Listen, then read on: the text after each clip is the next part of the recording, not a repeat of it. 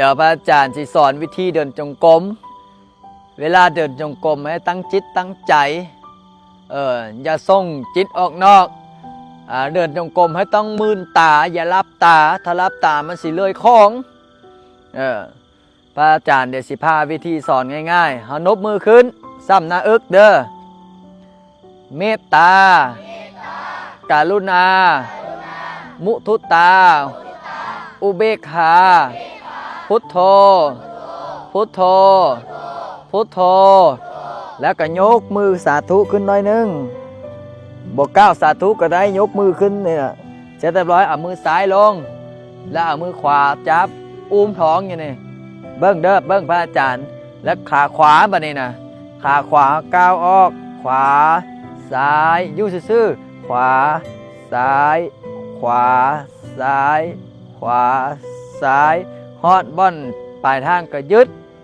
ยึดเสร็จเรียบร้อยเอาก็กลับแล้วก็ขวาซ้ายขวาซ้ายขวาซ้ายขวาซ้ายขวาซ้ายกลับปึ๊บเอากลับหลังแต่ละครั้งให้กลับทางขวา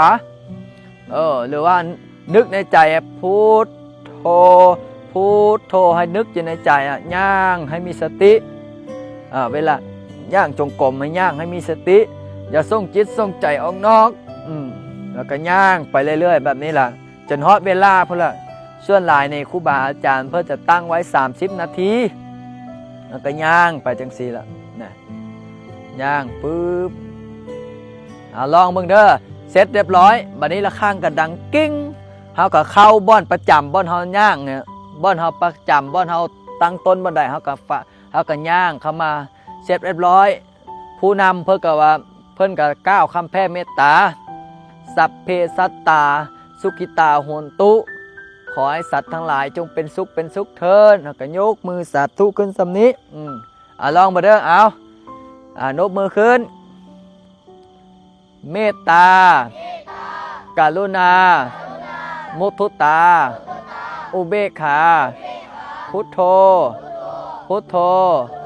พุทโธยกมือขึ้นหน่อยนึงมืออ้อมท้องเดี๋ยวย่างขาขวาเอาเด้ออย่าไวเกินไปอย่าช้าเกินไปสายตานี่ประมาณ2 เมตรเอาลองเบิ้งขวาซ้ายขวาอธิษฐานอยู่ในใจค่อยๆบ่ช้าเกินไปบ่ไวเกินไปเสร็จเรียบร้อยฮอตแล้วก็กลับขวาเด้อกลับทางขวาอย่าส่งจิตส่งใจออกนอก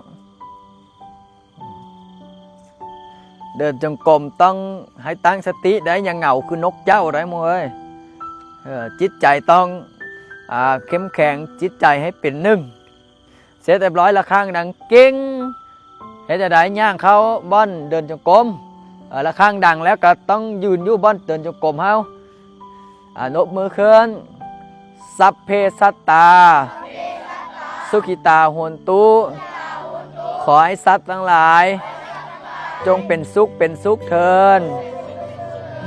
ก็ยกมือขึ้นสาธุหน่อยนึงแต่ถ้าบอกว่าสาธุก็มีแต่ยกมือในใจกับสาธุในใจนี่เสร็จเรียบร้อยวิธีเดินจงกรมให้ตั้งสติแต่ละครั้งเนี่ยนะเดินจงกรมนี่อันนี้ทรงนี่โอ้ทรงฌานได้ดีให้ฝึกให้ปฏิบัติเอาเพราะว่าเฮานี่อยู่วัดเฮาเนี่ยเป็นวัดปฏิบัติทุกมื้อเฮาต้องเดินจงกรมสวดมนต์นั่งสมาธิภาวนาฟังเทศฟังธรรมสอนและก็ทุกมื้อวันพฤหัสเอาจัดกิจกรรมสวดมนต์ตลอด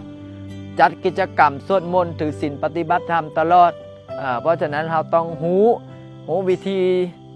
ไหว้พระหูวิธีกราบพระไหว้พระสวดมนต์นั่งสมาธิภาวนาเดินจงกรมมันถึงจะคุ้มค่ากับการบวชเด้อเอาสาธุดังๆพร้อมกันสาธุ